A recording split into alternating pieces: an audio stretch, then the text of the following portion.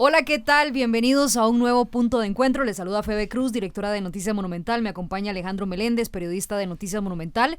Un nuevo episodio y gracias porque hemos tenido muchas reproducciones, muchos comentarios de estos espacios que tenemos este año para ustedes acá en Noticias Monumental. Ale, ¿cómo estás? Hoy tenemos un tema que yo estaba esperando hace días porque haciendo la lista de los principales temas, no me alcanzó, ¿verdad? La hoja de la cantidad de cosas que quiero conversar con la invitada de este punto de encuentro.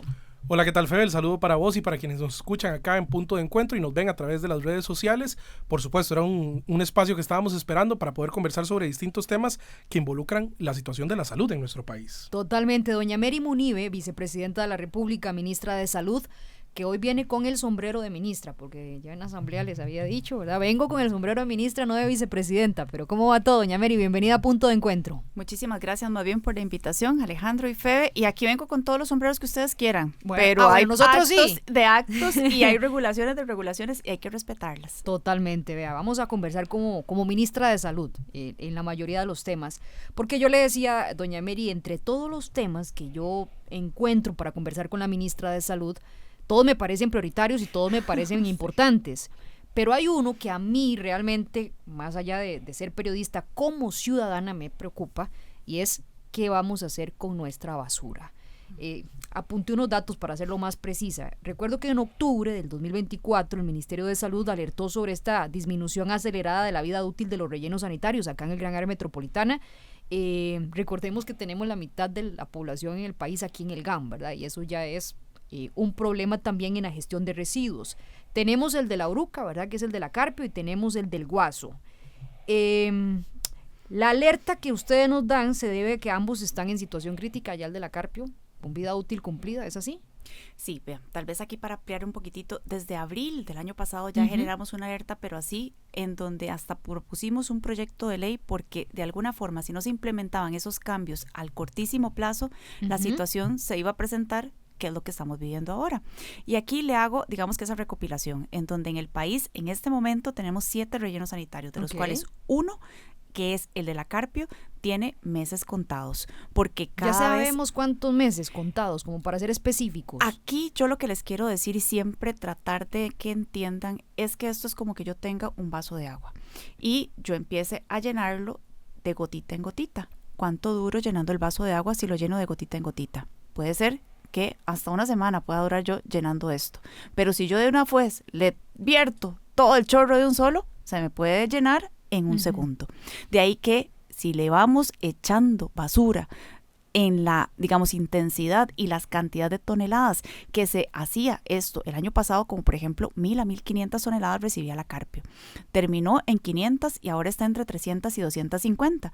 Obviamente cada vez hay menos cantidad y esto hace que se prolongue un poco más la vida útil. Además que generamos otro tipo de reglamentación para poder sumar tecnologías y así jalarle un poquitito más a esa vida útil, como el coprocesamiento, que es cuando uno tira toda la basura en una sola bolsa, entonces ellos esas bolsas las vierten en unas bandas para poder mediante diferentes mecanismos separarla y así lo que ellos van a enterrar es un 50 o un 60% y el resto ya sea que se pueda reutilizar de alguna manera o se va a incinerar.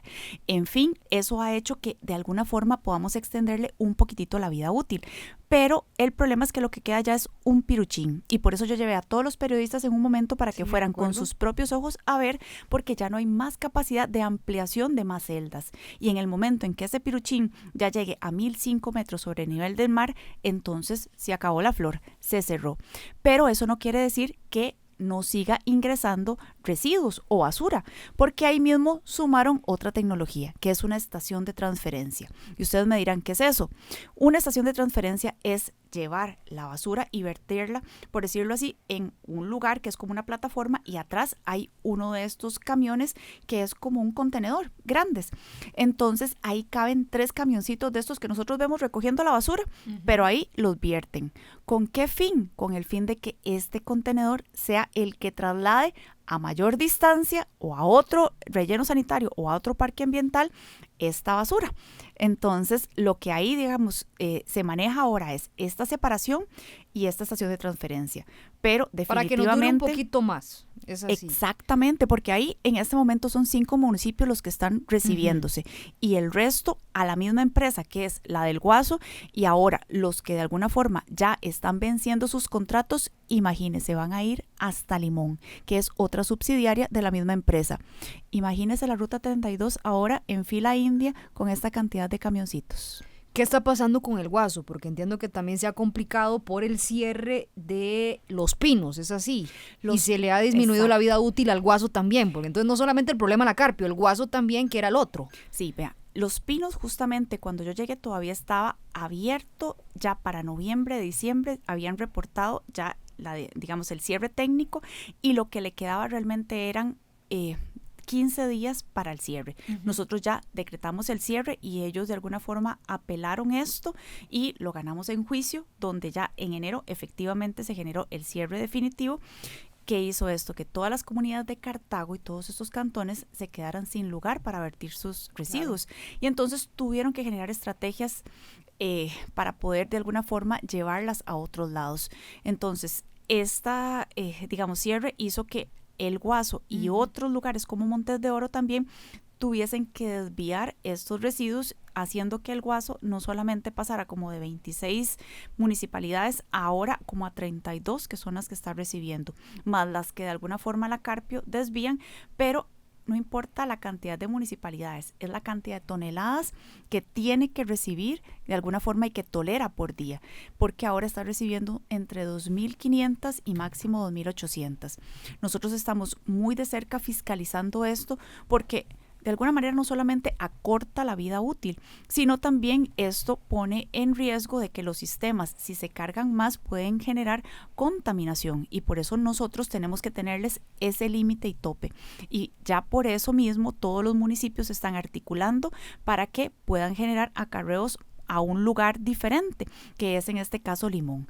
Y ahí vienen los problemas, porque ya de unos cuantos kilómetros van a tener que trasladarse hasta 100 kilómetros algunas municipalidades para poder vertir estos residuos a Limón. O sea, utilizando la 32, ¿verdad? Como la tenemos con tantas complicaciones y más allá, nuevamente haciendo que no solamente agotemos lo de la gran área metropolitana, sino que lo de otros cantones afuera de la GAM. ¿De quién es la responsabilidad, doña Mary, de esto? Porque hoy estamos hablando de que sí, tenemos a la Carpio tratando de ponerle parches, así literalmente como que se rompa este vaso y usted le pone parchecitos para que no se salga todo el agua, pero ya está rebalsado. Tenemos al Guaso que ahora va a tener, ¿verdad?, un estrés enorme con la cantidad de basura que le va a empezar a llegar y le está llegando en este momento y estamos haciendo medidas.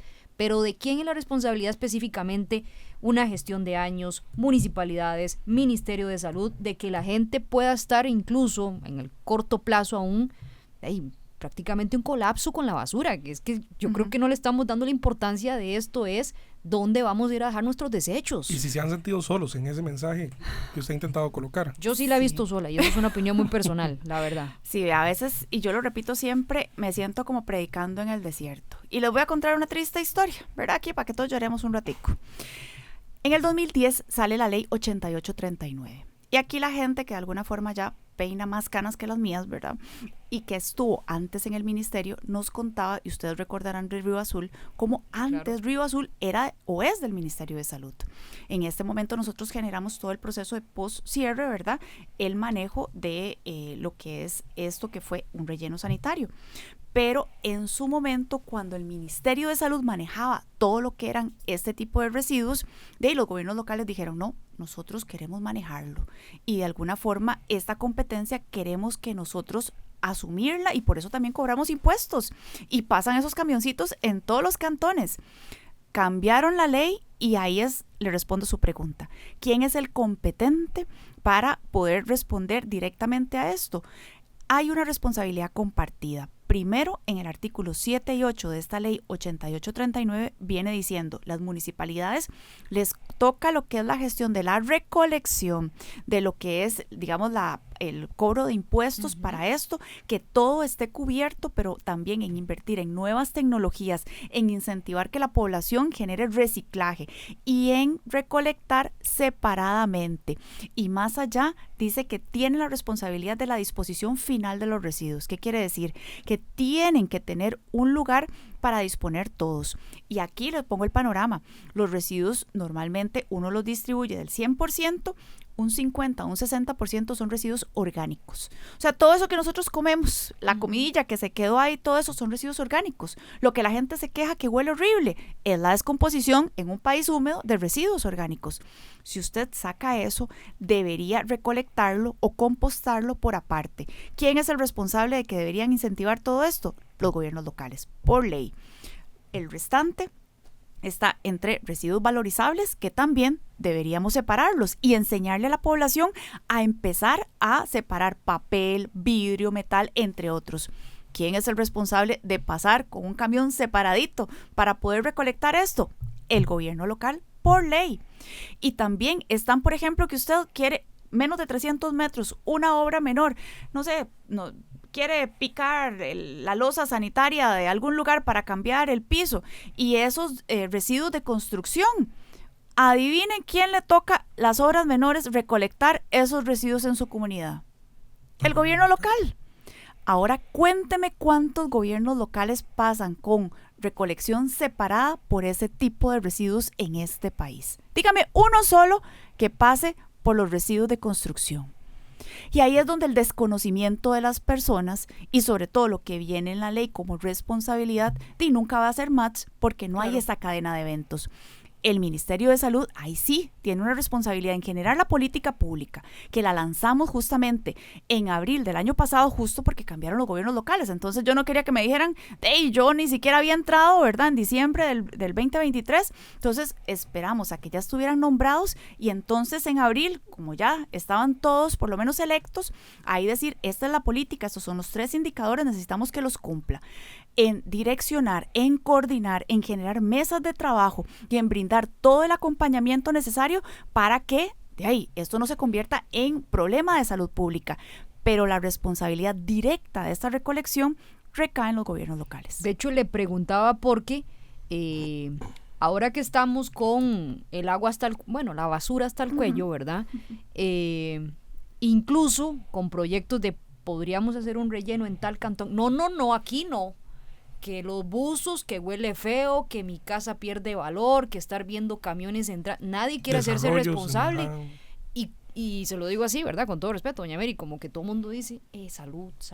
Y por eso le preguntaba quién es el responsable de esto, porque nadie quiere un relleno en su comunidad. Y yo lo entiendo. Yo soy de La Uruca. Yo vivo aquí cerca de mi trabajo porque vivo aquí. Entonces, por calidad de vida, prefiero no vivir lejos. Y tengo un relleno sanitario aquí nomás, ¿verdad?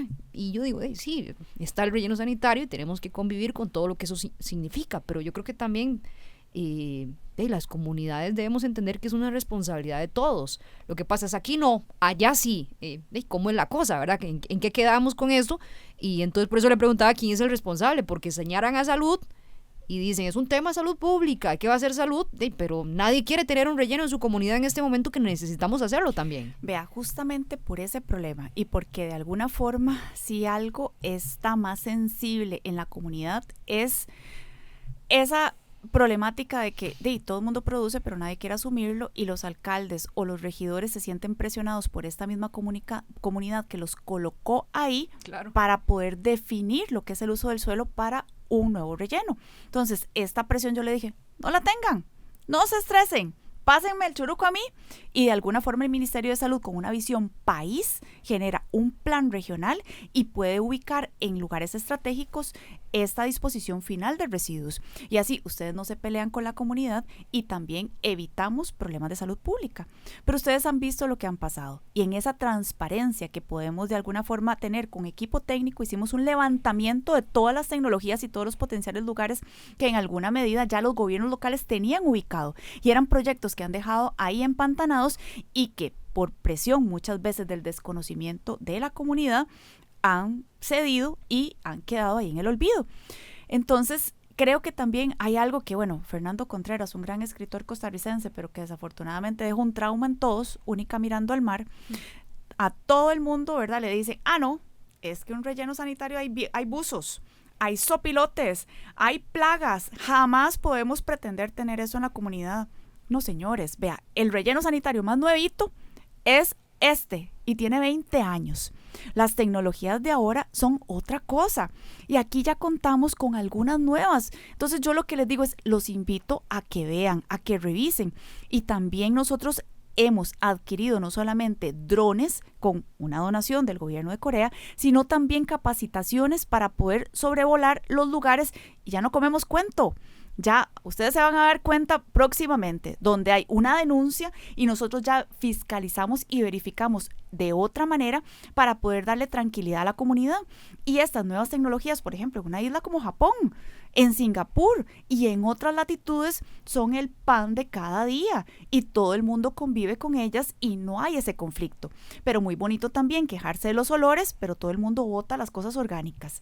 Y ahí es donde hay una responsabilidad también el ciudadano, y nosotros estamos tratando de comunicar e incentivar a las personas también que aprendan y que le quiten de alguna forma este terror y este miedo a todo el coco, ¿verdad? Que se lo va a comer y que al fin y al cabo es algo que se necesita, porque no hay manera en este momento de desaparecer la basura por arte de magia.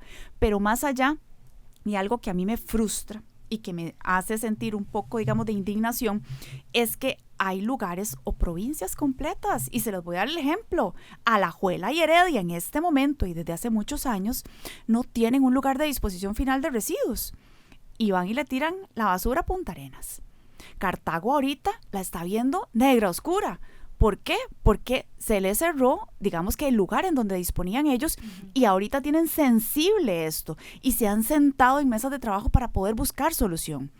Toda la zona sur-sur, la región Brunca, no tiene un solo lugar. Y son esos, bueno, ni se imagina, torres de basura que encontramos en diferentes lugares. Hacen un gran esfuerzo por articular y trasladar cualquier cantidad de kilómetros, más de 300, toda la basura. Es la basura más cara de este país. Y nosotros que rajamos de ser verdes, ¿será cierto? Andamos paseando y desfilando basura de punta a punta. Y también, y eso es tirársela, por decirlo así, a Punta Arenas, tirársela ahora a Limón, tirársela a San Carlos, tirársela a Guanacaste. ¿Qué nos va a quedar? De ahí que hay que ser responsables. Primero, desde cada uno en su metro cuadrado, empezar a reciclar. Pero ¿qué hago yo con reciclar? Si va y pasa el camión de la basura, claro, y todo lo que yo me esforcé en separar, ellos lo tiran todo junto. Entonces, si no hay realmente una articulación entre estrategias que preste el gobierno local, entre que la ciudadanía haga ese cambio de chip en sus hábitos y en que el Ministerio de Salud también acuerpe con una política pública que ya existe, está escrita y está demasiado fácil para aplicar, bueno, entonces no vamos a llegar nunca a un buen puerto. Sí, es un tema de voluntades, que también voluntad de la población, porque hay comunidades donde si hay reciclaje, la gente bota las botellas y bota el plástico y el papel, también, ¿verdad?, con todos los residuos. Entonces yo creo que también es un cambio de mentalidad, un cambio de cultura, y que todos aportemos, porque nos va a llevar la basura, Alejandro, literalmente. Sí, es un tema realmente urgente y uno esperaría que también forme parte de lo que se habla en campaña, ¿verdad? Eventualmente el tema de la basura. Doña Mary, hablemos de dengue también. En el 2024 tuvimos cifras históricas, ¿verdad? En casos de dengue también lamentablemente tuvimos fallecimientos a causa por complicaciones del dengue. ¿Y cómo estamos en este año, verdad? No sé qué lectura se puede hacer en la proyección para este año. Hemos aprendido el tema también de la necesidad de que la gente, aparte de que haga reciclaje, también cuide sus criaderos o los eventuales criaderos que haya en sus hogares.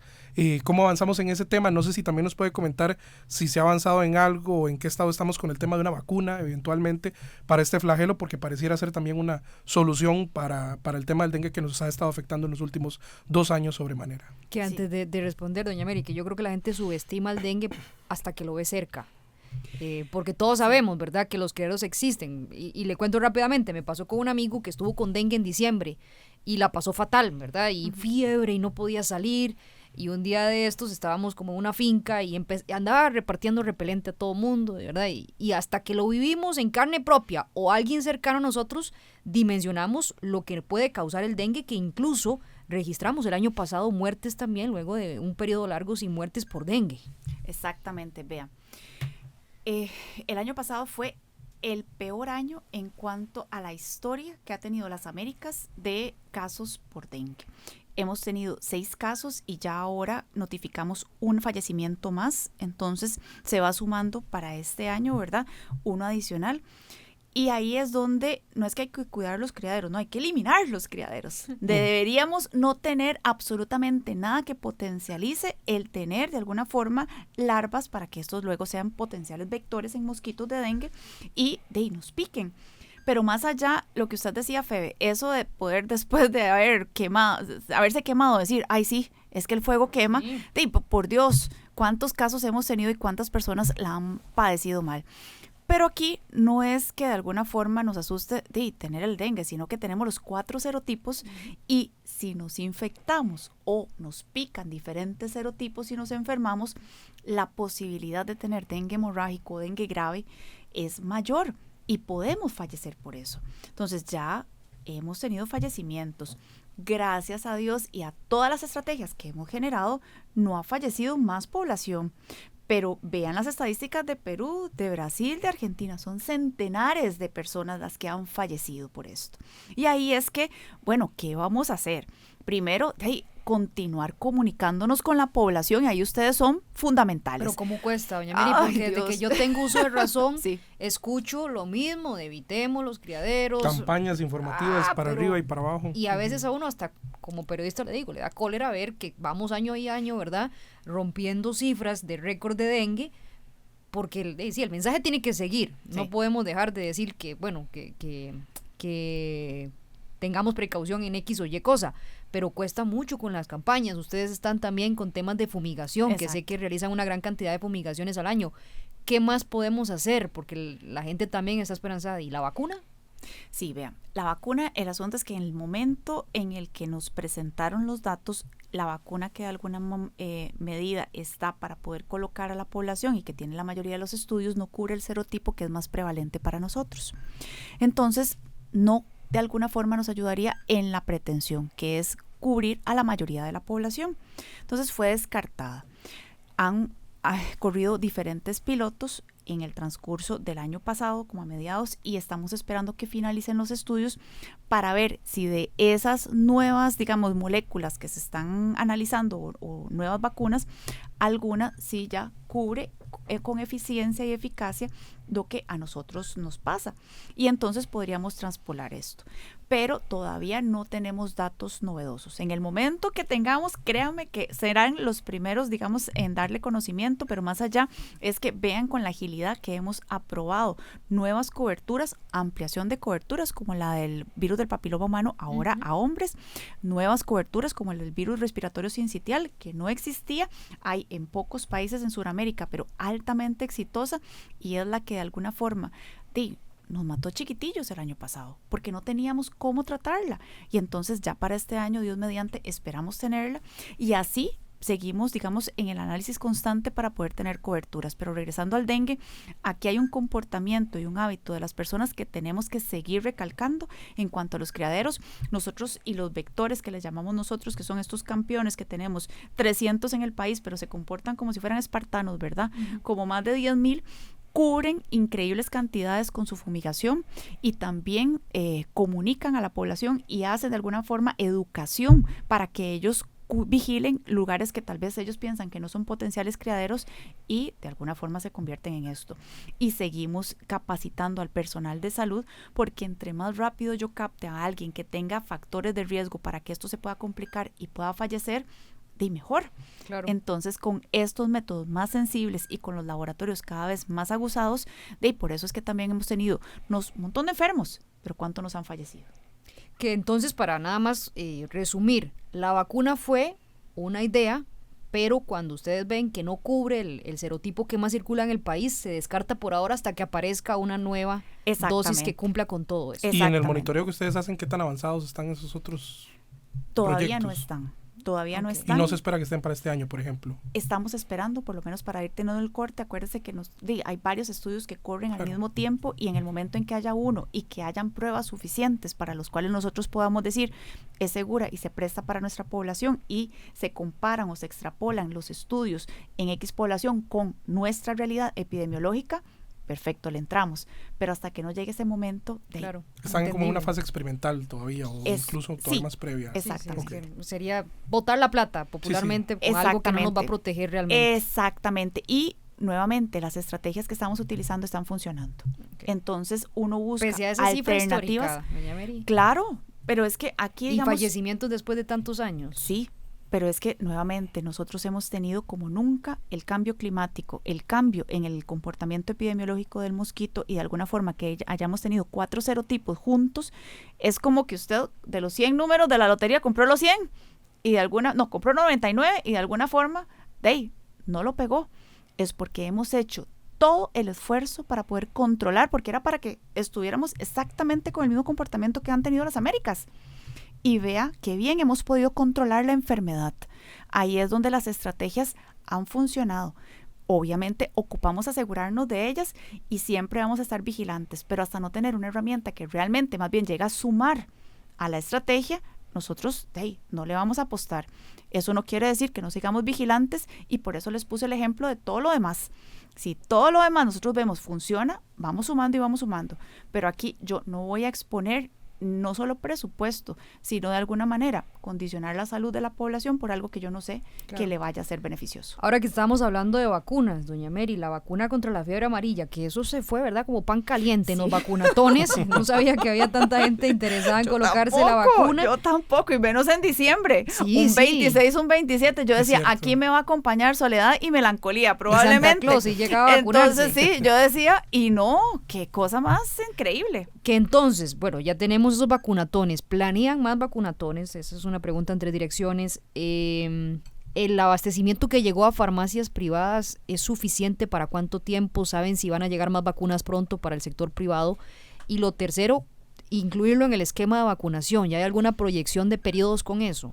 Vean, les voy a contar lo siguiente, y justo para que ustedes vean y estén tranquilos de que nosotros generamos una observación y estamos analizando los comportamientos hasta a veces antes que las mismas entidades, autoridades en el mundo. Esta misma semana nos llegó ya la alerta de la OPS, en donde está generando una incitativa a países a mejorar las coberturas por fiebre amarilla, porque aumentaron los brotes de fiebre amarilla en los países en donde es endémico este mosquito. Y ahí más bien los compañeros de vigilancia epidemiológica dicen, vea, nos adelantamos, y nosotros ya estamos, digamos que, claro, por supuesto, porque era de alguna forma lógico entender que ante tal cantidad de dengue que teníamos y que el mismo vector es el que porta la fiebre amarilla, y al cambiar de comportamiento que ahora hasta le gustan las alturas, obviamente íbamos a tener mayor exposición. Igual la OPS a veces llega bastante tarde, ¿verdad? Sí, pero por eso sí, pero por eso nosotros, por eso hay que créame que adelantarse. nosotros estamos ahí, y gracias a Dios existen estas mesas con otros ministros, y yo tengo aquí a la vuelta de un WhatsApp a muchos para poder comunicarme y para poder entender y saber qué es lo que están haciendo ellos. A veces esto que ustedes dicen, mire, pero ¿cómo es posible que nunca hayan hecho eso? No, es que yo no estoy descubriendo el agua tibia. Yo estoy implementando muchas veces estrategias exitosas de otras latitudes, porque me siento con ellos para ver cómo abordar un determinado tema. Pero ahí con la fiebre amarilla, ¿qué es lo que le quiero decir? El desabasto es algo a lo que nunca el Ministerio de Salud se había enfrentado de esta forma. Y de alguna manera fue un reto en donde no había una cobertura, porque el mercado privado es el único que brinda esto. Nosotros, de alguna forma, analizando que ya este mosquito está cambiando el comportamiento y va a requerir un cuidado adicional, las personas que viajan a estos países, dijimos, no, hay que ampliar la cobertura. Este decreto está desde el 2018. ¿Qué me iba yo a imaginar? Que todo el mundo había salido del país y nunca se había de alguna forma protegido, y que nosotros cuando empezamos a decir tiene que hacerlo y educar a la población, digamos, a generar este efecto, ¿verdad? De ahora sí me quiero proteger.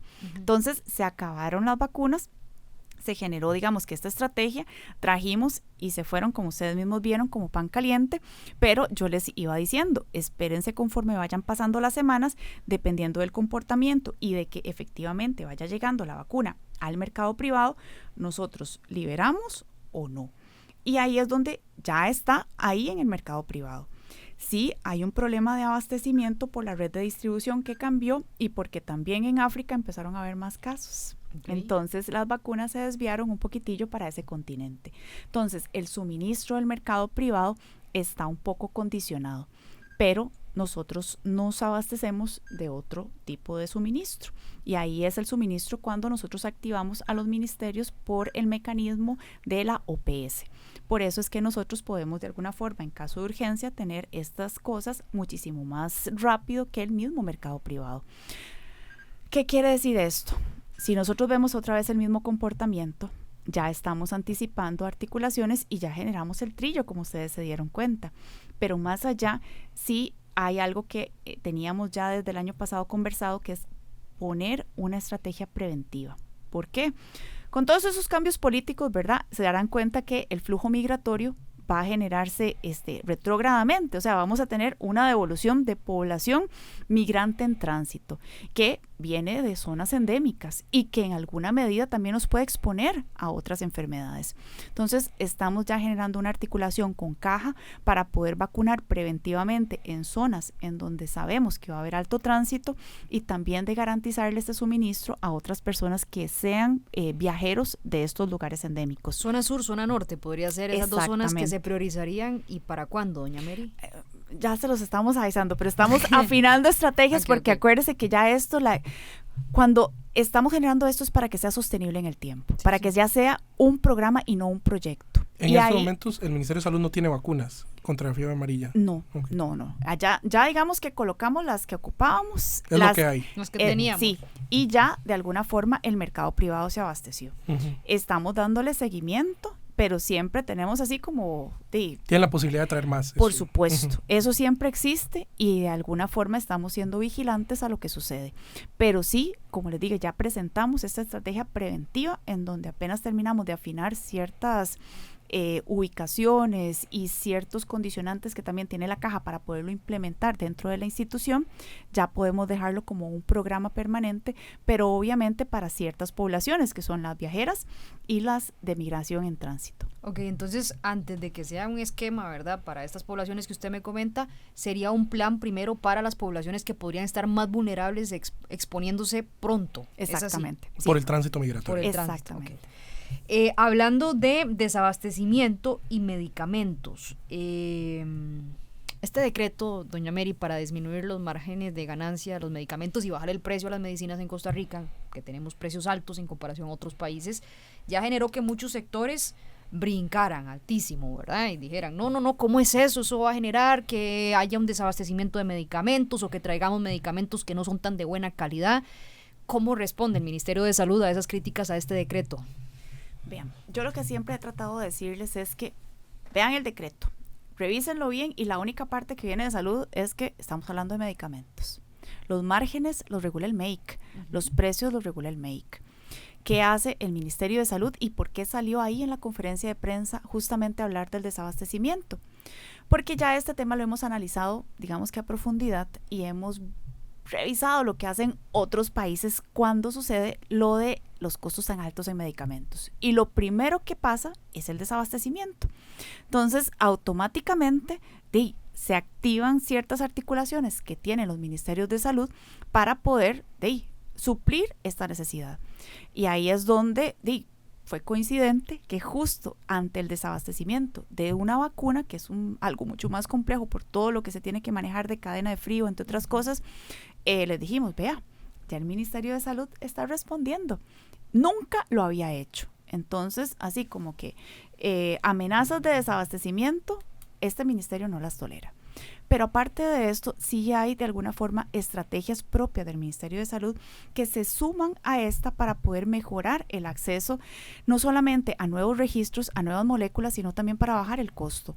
Porque no es solamente eliminar los márgenes, sino es la suma de diferentes procesos. Ahí mismo en el decreto mencionaban como habían diferentes dificultades por las cuales se justifica la alza en los costos. Y una es la restricción en cuanto a la cantidad de registros sanitarios, que eso es algo que tiene el Ministerio de Salud, y también digamos que la dificultad para, por decirlo así, homologar moléculas o de alguna manera hacer más cortos los procesos, porque yo puedo convalidar una cosa que ya está convalidada, por decirlo así, en la FDA, y nosotros no la tenemos, entonces nada más que nos presten el mismo expediente y así le acortamos el tiempo. O si ya demostró que era eficaz, seguro y de calidad en otra latitud, ¿por qué nosotros vamos a pedirle lo mismo? Si nosotros de alguna forma nos compartimos el expediente. Uh-huh. Esa es la estructura que en este país el Ministerio de Salud no tenía, señoras y señores. Entonces cuando llegué, dije, no, tenemos que generar una autoridad regulatoria a nivel 3, al menos, para poder de alguna manera que otros países y que otras compañías farmacéuticas y todo, y nos vean y nos digan, mira, sí, puedo confiar en este lugar, voy a ingresar y registrar mis medicamentos. Imagínense que nivel 3 es como lo óptimo para poder tener seguridad en otros países. Nosotros no teníamos, nivel patito, ¿verdad? No era ni uno. Entonces, de ahí que tuvimos que hacer todo un proceso de reingeniería, meter todo esto a un registro 2.0 que era, o que es un programa, e ir alineando los procesos para poder tener lo que piden a nivel de otros países y tener como ese sello de garantía. Claro. Y yo les he socializado como ya nos sentamos con Argentina, ya nos sentamos con Estados Unidos y con otras autoridades regulatorias. ¿Con qué fin? Con el fin de que nos den ese certificado y esa visa. Y entonces si viene una nueva molécula, ya yo no tengo que empezar de cero a hacerle todo el expediente, sino que ellos ya me prestan la información y yo ya digo check y listo. Entonces sí hay varios procesos que se han acortado y que pronto les vamos a compartir para que ustedes también tengan el conocimiento de lo que estamos haciendo desde la visión del Ministerio de Salud para sumar en estas estrategias con el fin de bajar el costo de los medicamentos en el país. Entendiendo que es ministra de Salud, no ministra de Economía, ¿verdad? Exactamente. Pero entendiendo, pero ahora le voy a poner el sombrero de vicepresidenta, porque usted me dio permiso al inicio. ¿Le puede garantizar el gobierno a la población y a los opositores de este decreto de que va a bajar el precio de los medicamentos y que además no va a haber desabastecimiento? Vean, eso es difícil de garantizar, porque vean lo que ha pasado en otros países. Es, digamos que difícil generar trillo cuando es nuevo y cuando hay muchos intereses de por medio, y sobre todo cuando hay una estructura que siempre se ha movido de esta manera. Pero hay que vencerla y eso requiere tiempo. Y requiere... el compromiso. No, el compromiso está del día 1. Sí, por eso le preguntaba, porque esa fue una de las primeras promesas que hizo el gobierno. Sí, pero ¿qué me iba a, por lo menos cuando llegué yo al Ministerio de Salud, qué me iba a imaginar que no teníamos autoridad regulatoria? ¿Qué me iba a imaginar que de alguna forma los procesos que se generaban ahí no eran ni la sombra de lo que se pretendía para nosotros poder tener ese sello de garantía?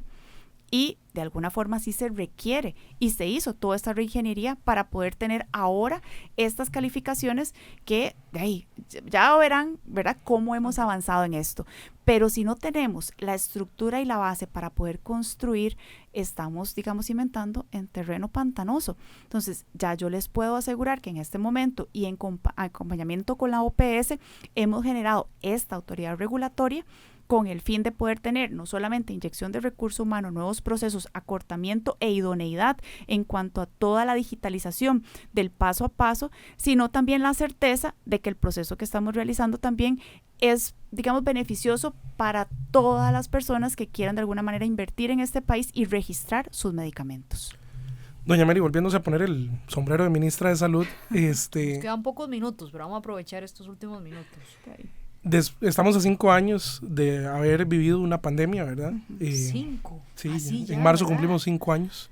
Desde que se presentó el primer caso, por lo menos. 6 de marzo se presentó el primer caso en de Costa Rica. 2020, sí. Wow. Y haciendo un análisis ya en retrospectiva, y usted y uno ve que usted ha revisado prácticamente todo lo que está dentro del Ministerio de Salud en cuanto a normativa y a procesos. Si volviéramos a vivir una pandemia, ¿qué tan preparados estamos como país en un escenario como ese? Miras, qué buena pregunta me hizo. Porque justo, y les voy a contar, yo para marzo del año que inició la pandemia, me encontraba en el Hospital San Rafael de Alajuela, en un equipo de acompañamiento para generar una reestructuración de todo lo que es la parte administrativa del hospital. Y ahí sufrimos el lamentable fallecimiento justo del primer paciente, que fue un médico justo del hospital. Entonces, todo ese proceso yo lo tuve demasiado cercano y todo lo que pasó desde la parte operativa. Ahora, desde este otro sombrero, ¿verdad? Uno ve muchas cosas que de alguna manera se tuvieron que haber generado muchísimo tiempo atrás para poder dejar al país con capacidades de toma de decisiones y de resolución y no estar a la expectativa de que otros países nos respondieran a nosotros. Y se lo voy a poner así muy claro. Hay un reglamento sanitario internacional que todo el mundo habla de que, no sé qué, bla, bla, bla. Ese reglamento sanitario internacional tiene desde casi 1950 de existir, que cada año actualizan y que lo que hace es generar un sistema de alerta a nivel, en este caso de las Américas, en donde si se ubica algo, se genera una alerta desde el animal que se identifica, ¿verdad? Desde el laboratorio para poder nosotros activarnos, pero para eso nosotros tenemos que tener esas capacidades. Y ahí, respondiendo ahora sí puntualmente a su pregunta, parte importante ha sido ver cuáles son los protocolos para poder activar esa real vigilancia epidemiológica que debería tener el país. Primero, tener una estrategia que nosotros la socializamos como una salud, en donde MINAE, MAC y MINSA están articulados. ¿Por qué?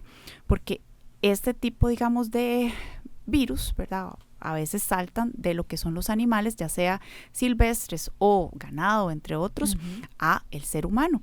Y para eso tenemos que tener esta articulación con los técnicos.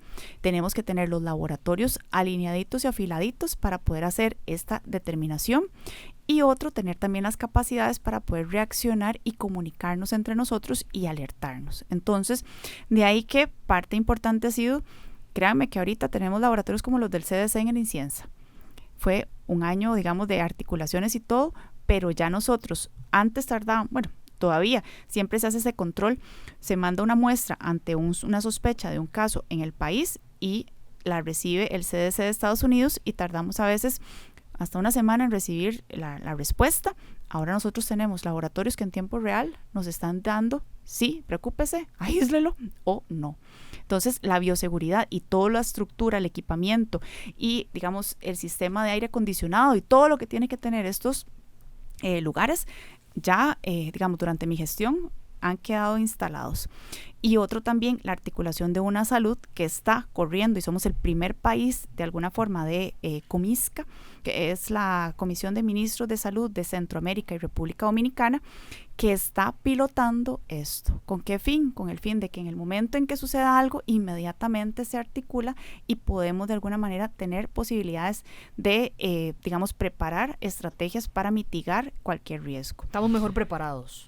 Sí, créanme que sí. Por lo menos no nos va a agarrar improvisando jamás. No es que es improvisando, porque acuérdense que aquí hay fue algo cosas inédito para nosotros. Exacto, ¿verdad? No, hay cosas que de alguna forma nunca se esperaron y creo que también la población y los ministerios de salud del mundo ya ahora tienen otra visión de lo que puede ser traspasar fronteras de una enfermedad. Totalmente. Y entonces sí, lo que tenemos que tener es no solamente el recurso humano capacitado, las articulaciones con otros ministerios, porque normalmente estas son enfermedades que no debutan en el ser humano, sino que en animales, diferentes tipos de animales. Entonces estas alertas se dan, estos muestreos se dan, la gente piensa que no, pero ahorita y actualmente se están dando en el país y en otras latitudes y están comunicándose, pero más allá de esto, que tengamos el equipamiento necesario, los laboratorios y los expertos para analizarlos adecuadamente, porque un diagnóstico temprano y oportuno, vea, nos ahorra mucho tiempo. Totalmente, vea, ministra, nos quedan 2 temas, nada más, le prometo que son 2 temas y uno de esos le gusta mucho.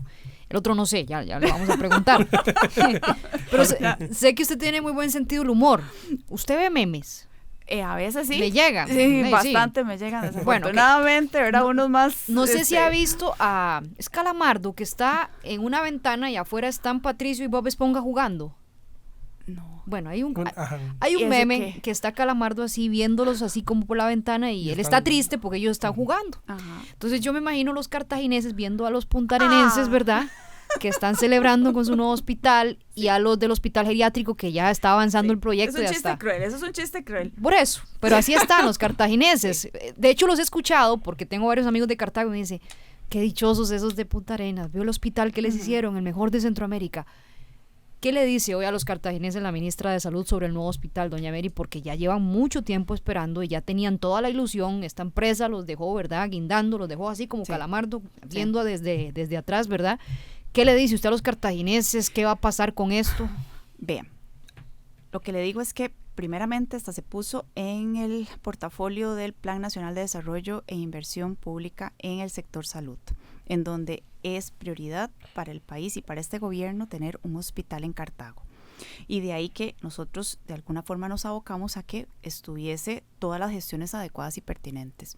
Jamás me imaginé que la elección de ese terreno fuese de alguna manera tan inapropiada, por todo lo que ya hemos explicado a más no poder. Tener una infraestructura tan compleja en donde está la población que realmente va a recuperarse o está enferma cerca de un lugar en donde potencialmente podría haber un accidente y la evacuación de estos lugares, entre otras, dificulta cualquier estrategia justamente por el tipo de prestación que tiene un hospital, pues es algo inconcebible. Pregúntele a cualquier experto a nivel internacional. Y aquí no es que, o sea, yo ni siquiera estoy diciendo que si el terreno, que si esto, que no, es la ubicación. Y ahí es cambiarle el uso de suelo por algo que no es solamente para poder de alguna forma definir ese terreno para un hospital. Por algo han pasado 3 gobiernos y hasta ahora no han definido nada. Más allá de esto, hay una necesidad de poder tener una respuesta. ¿Cuál es mi gran frustración? Y se lo digo con mucha sinceridad. El Ministerio de Salud tiene unas competencias limitadas para poder de alguna forma solicitarle a la Caja que genere las gestiones pertinentes. Ustedes saben que la Caja tiene una autonomía constitucional. Somos el único país del mundo con una estructura de seguridad social de este tipo. ¿Sabían ustedes? Yo me senté con la gente de la OCDE porque yo decía, díganme cómo quieren que genere rectoría en un Ministerio de Salud que de alguna forma la parte operativa dice, no, aquí se hace solamente lo que yo digo. Y claro, nada pero más. hay miembros del gobierno en la Junta Directiva de la Caja. Sí, pero acuérdese que es un órgano colegiado, que hay 9 sillas, que 3 sí son del gobierno, pero las otras 6 pertenecen, 3 a UCAEP y las otras solidarista, asociaciones y sindicatos. Entonces, de ahí que las decisiones se toman por otro lado. Otra cosa es que en este momento todavía están haciendo las valoraciones, según me dicen, para ver si se adjudica al segundo lugar que no cumplió absolutamente nada. Cuando, en mi muy particular opinión y personal, lo que deberían hacer es busquemos otra alternativa. Pero ¿qué es lo que sucede ahí? Hasta que eso no se caiga, no se puede buscar otra alternativa. Y eso está tan enredado que de alguna forma empezar a desenterrar muertos perjudica a mucha gente que todavía está ahí. Y eso no lo investigan. Yo dejé ahí los expedientes gruesos y con todo subrayado donde dije, vea, revisen esto porque esto está extrañísimo. Yo, con 12 años de experiencia de trabajar en la Caja, no me explico cómo generaron una adjudicación de ese tipo y saltándose todos los requisitos. Pero la misma gente que estuvo en ese momento adjudicándose, ahorita tiene puestos de gerencia. Jamás se van a retractar porque de alguna forma las responsabilidades serían muchas. Y yo se los he dicho de frente a la cara porque de alguna manera yo los conozco. Es gente que yo de alguna forma he trabajado con ellos y sé la calidad de profesionales como para haberse equivocado de tal manera en esos años. Entonces, ahí es donde uno dice, hay gato encerrado. Y si desde adentro eso de alguna manera lo están empujando para poder tapar al cadáver, entonces, ¿qué podemos hacer? Y ahí el Ministerio de Salud, lo único que legalmente, porque ya créanme que ya hice todas las averiguaciones, que puede hacer es, bueno, seguir presionando porque ese lugar realmente necesita una ampliación o otro lugar para poder derivar y atender pacientes adecuadamente. Fue parte de las primeras conversaciones que yo tuve con doña Mónica Taylor para poder, digamos, trasladarle el portafolio de lo que se llevaba en el sector salud, pero nuevamente, y así como se los dice a la OCDE, ¿qué hago yo con una rectoría debilitada? Porque hay una defensa constitucional de un ente operativo que de ahí tiene sus propias normas y sus propias reglas, y por más que el país necesite algo, tiene, digamos que leyes propias y una autonomía que de alguna forma el ente rector de la salud no puede, digamos, direccionar. Ahora se ve más lejos que nunca el nuevo hospital, en ese panorama. ¿Qué le Siendo puedo muy decir? sincera con los cartagineses, doña Mary. Vea, yo no le podría decir porque yo no estoy en la silla en este momento de la gerencia médica ni de la gerencia de infraestructura y tecnología, que son los dos que son directamente relacionados con esto, ni en la junta directiva.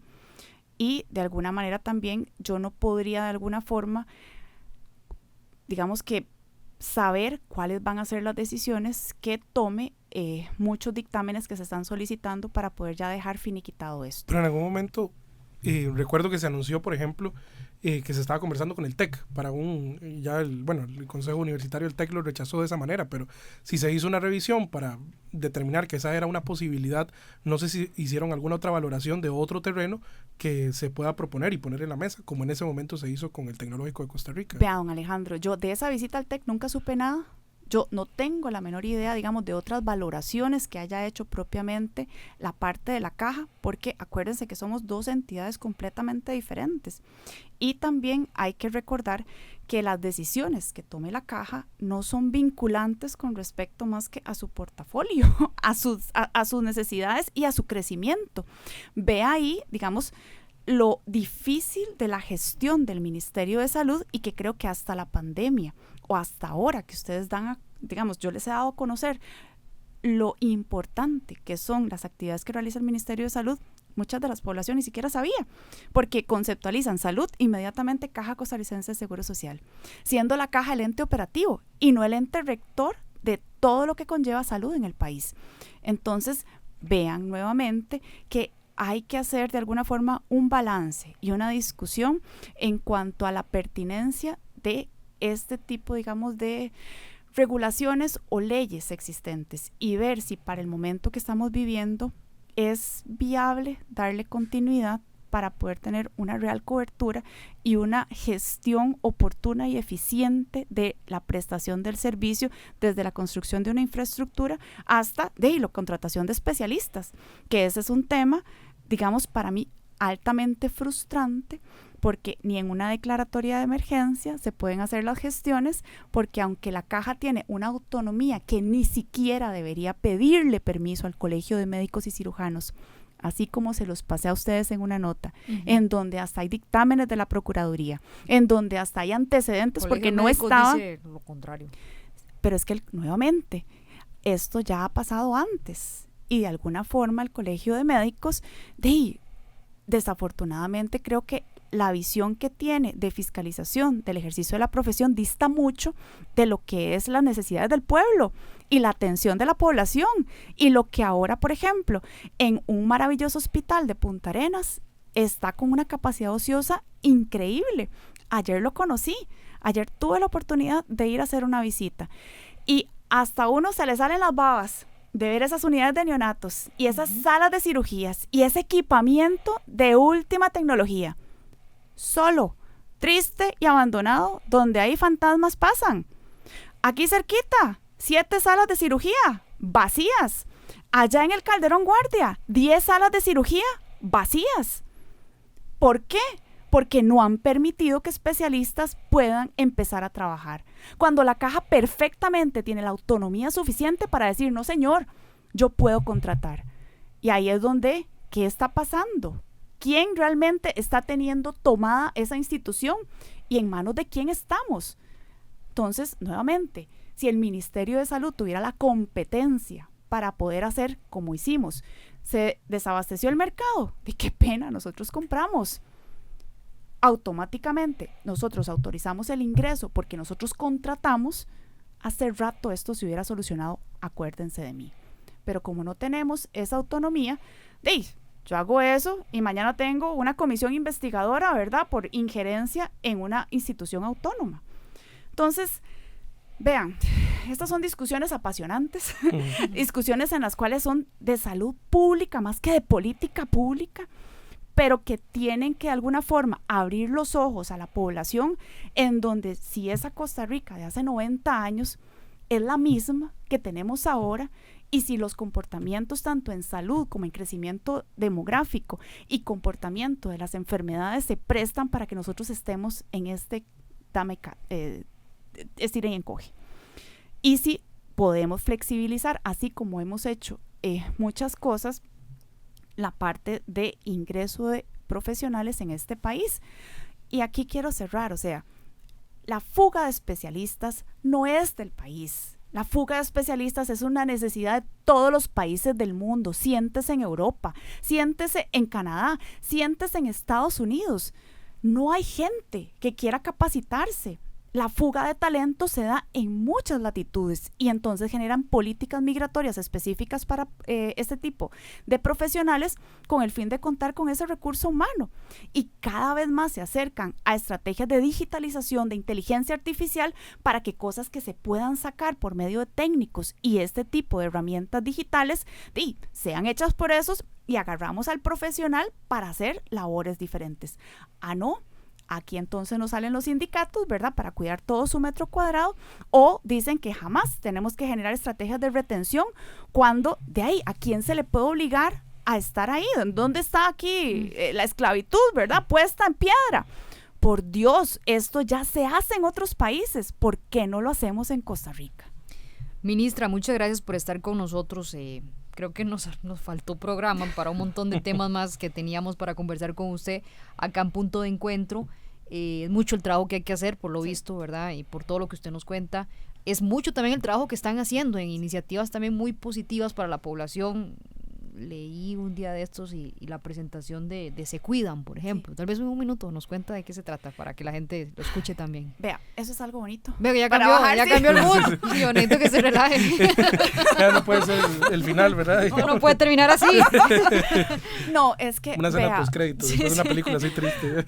Vea, es que eso es un pago a una deuda muy grande que tenemos a una población que de alguna u otra forma no le hemos prestado toda la atención oportuna. Vea, en este momento el 10% de la población es adulta mayor.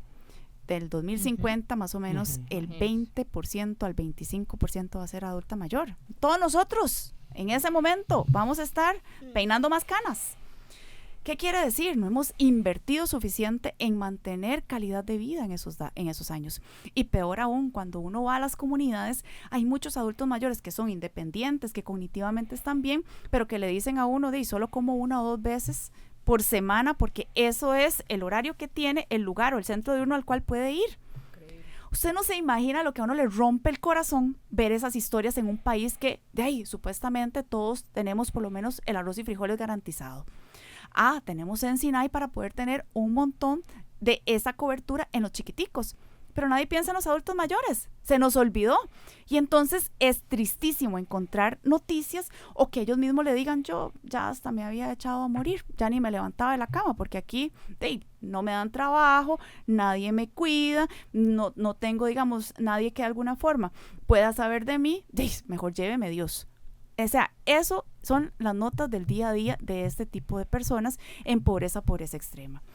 Ahora contamos con 10 lugares que en un piloto abrimos con un horario de 6 a 6 de lunes a sábado, que tienen 5 tiempos de comida y que pueden realizar otras actividades. Y 5 lugares en donde van a tener terapia física, ocupacional y psicología, con el fin de poder mantener esa vitalidad, esa fortaleza y sobre todo que cognitivamente sigan bien. Porque esa es una de las partes, más problemáticas en la degeneración que puede tener un adulto mayor. Y un adulto mayor con trastorno cognitivo, con demencia, con un síndrome de caídas o encamado, no solamente es más costoso, sino que impacta los servicios de salud. Ahora imagínese que desde la comunidad podamos tener estos centros donde ellos puedan ir, mantenerse, vitales y con una independencia que les garantice calidad de vida. Y para allá vamos todos. Entonces yo estoy muy contenta porque desde el 1 de febrero empezaron a funcionar. Y vieras las cosas tan maravillosas que les voy a compartir para que vean y sobre todo hagamos un llamado a la comunidad en donde están estos lugares para que vayan y si califican, que quiere decir más de 65 años y pobreza extrema por el SINERV, puedan ir. Y así entonces, si esto demuestra ser costo efectivo y que de alguna manera es una estrategia que mejora la calidad de vida de esta población, pues la implementamos ya como una política pública en este país. Bueno, ojalá que sí.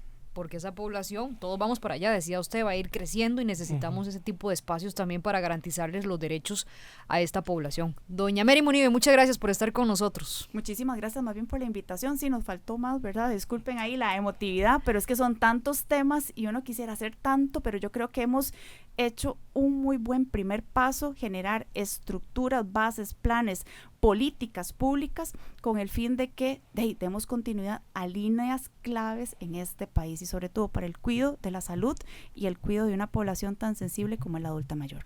Gracias, de verdad, nos la robamos más tiempo del que teníamos, pero bueno, ojalá que esté muy, muy interesante para ustedes este punto de encuentro. Nos vamos, Ale. Nos vamos y por supuesto nos esperamos en futuros espacios aquí en Punto de Encuentro.